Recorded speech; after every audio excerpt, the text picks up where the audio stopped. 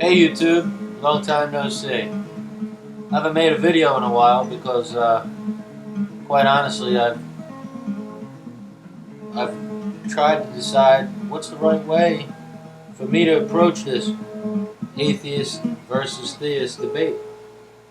And one confession I have to make, being completely honest, is that I was a born-again Christian when I was a kid, on into my teens, and it wasn't until my mid-20s where I actually had the courage to come out and say, hey, I don't believe anymore.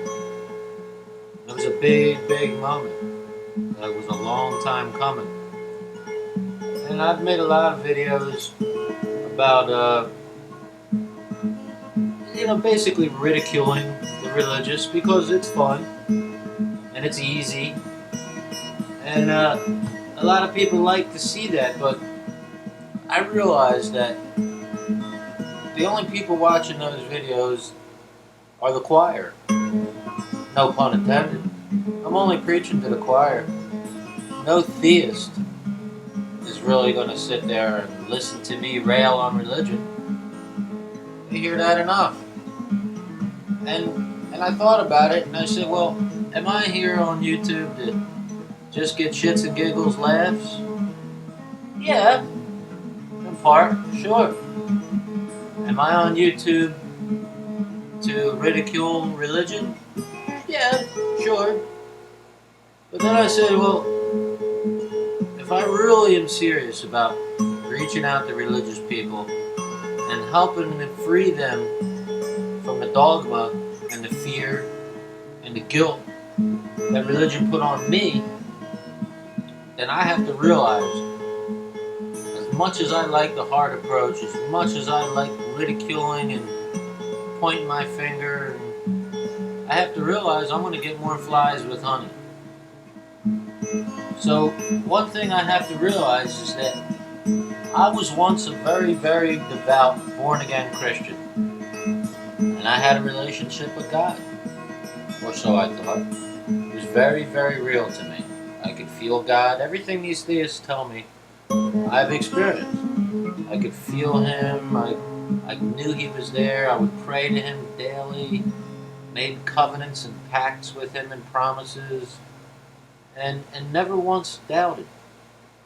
And I know for a fact that if someone had come at me with a hard approach back then, it would have only served to deepen my faith instead of help free me from it. So,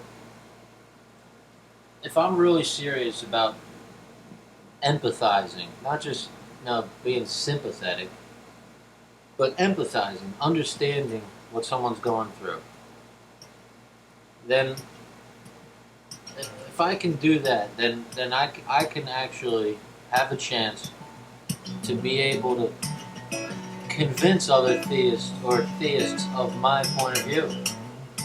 Whereas if I just sit there and rag and ridicule and make stupid videos, which I still may do, and I won't take down the old ones, but if I continue to do that, I'm only going to push people deeper into their faiths. They're going to reject me altogether because I'm not respecting them at all. And I've always said that, why should I respect someone's religion? Why? Just because it's a goofy belief. But I remember what it's like. And it's hypocritical of me, now 20 years removed since I'm an atheist now. It's easy to forget how caught up in the dogma I was. How afraid I was to doubt.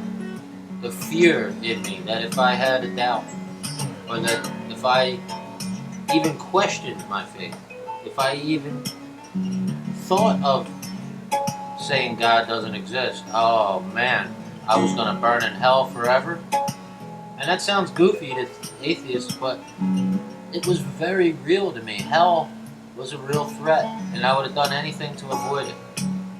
So I also know that there's the fear of upsetting loved ones, of upsetting friends who share your faith, and coming out to them and telling them that you have doubts or that you don't believe at all could lose you family members. It could break your mom's heart. It could lose you a spouse. There are many reasons why people stay religious, or so they say. So I completely understand and empathize with religious people. And I think I really need to change my tactics. I'll still make stupid videos, and I'll still ridicule people when they need to be ridiculed, believe me.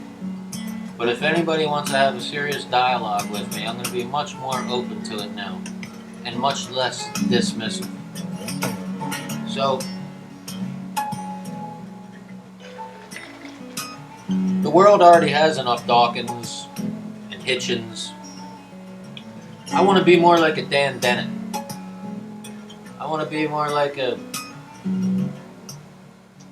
guy that can see another point of view.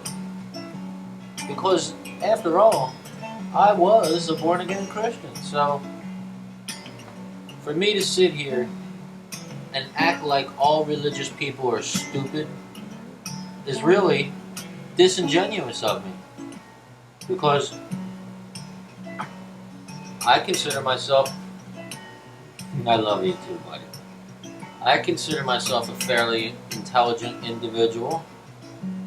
And yes, I did make it through religion and finally changed my mind. But there's no correlation with being religious and intelligence, because once it's instilled in you early as a child, it's hard to remove something like that. And the internal conflicts that goes on inside of a person is just so unfair to do to a child. It's so unfair. I was told to believe or burn. And that was, like I said, overwhelmingly scary. I started having my doubts around sophomore year in high school, when I started really studying other religions and realized that it was just by chance that I happened to be a born-again Christian. That it was just by chance that I believed in the God of the Bible. I could have just as easily been born a Hindu or whatever, or been born in another time and worshipped the Roman gods. Those people didn't know any better either. They were very intelligent people, but they were force-fed the dogma of their day, just as I was. So I think a little understanding will go a long way. This is a big step for me, because I have a lot of anger in me. I have a lot of a feeling of wanting to get even. I have a lot of that pent up in me, and I have to understand why that is. Because I feel betrayed. They lied to me as a child. They told me this is the way it is, and that nothing else is right. We're right, and that's it. Everyone else is wrong, and if you don't believe it, you're going to hell and you're going to burn forever, and God knows every thought you have, and if you have one doubt, one little doubt, then He's going to start losing confidence in you, and you might not get to heaven. And that scared me. That really scared me, because my father died when I was a little kid, and I wanted to see him in heaven. I always thought I would. But even when I first started having my doubts at sophomore year, even though in my mind I could start to see that all religions are probably one and the same, is that they're probably all wrong. Even when I could see that, I was scared to say anything. I never said a word to anyone.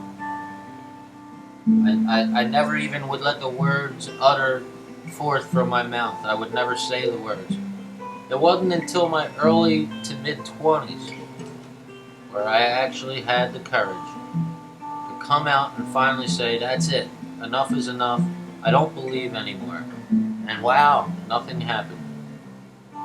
Nothing happened. And the freedom that I feel from that, the liberation is unbelievable. And if I can share that with one person, then their children won't have to go through it either. So let's think about that, YouTube. Maybe a new approach is needed.